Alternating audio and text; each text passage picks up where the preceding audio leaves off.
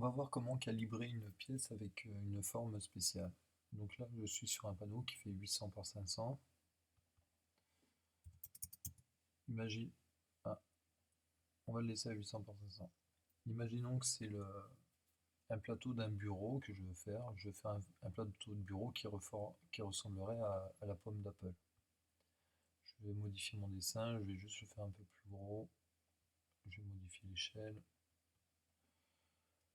Je vais le faire 2 fois plus gros. Ok.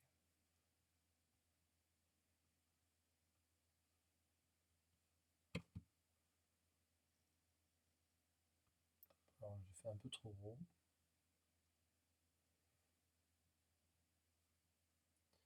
Je vais modifier l'échelle encore une fois, je vais le faire un peu plus petit.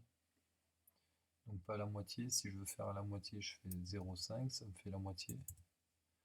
Je vais faire 0,8. Voilà.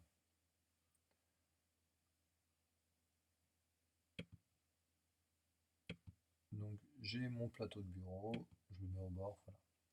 Donc moi je veux que la machine, avec une fraise, elle vienne faire le contour de ma pomme à l'extérieur, et ça me découpe pour faire un plateau.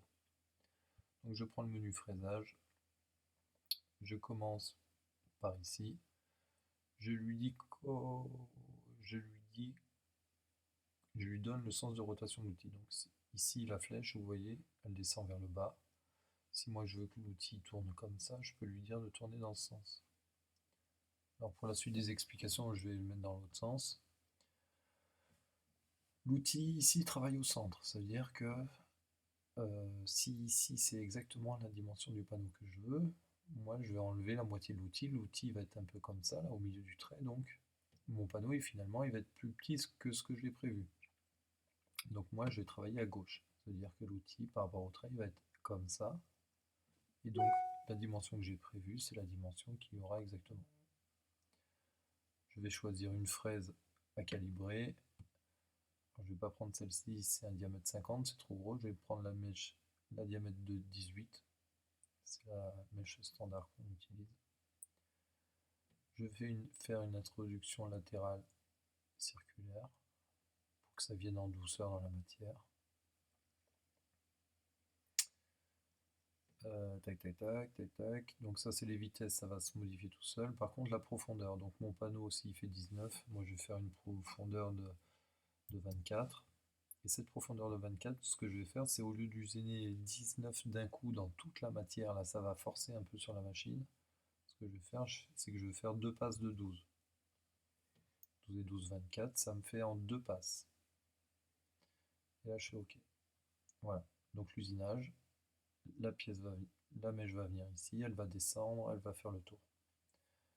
Donc pour pas que la mèche elle descende en plein milieu du panneau ici, parce que malgré tout elle est au milieu du panneau, je vais modifier mon usinage.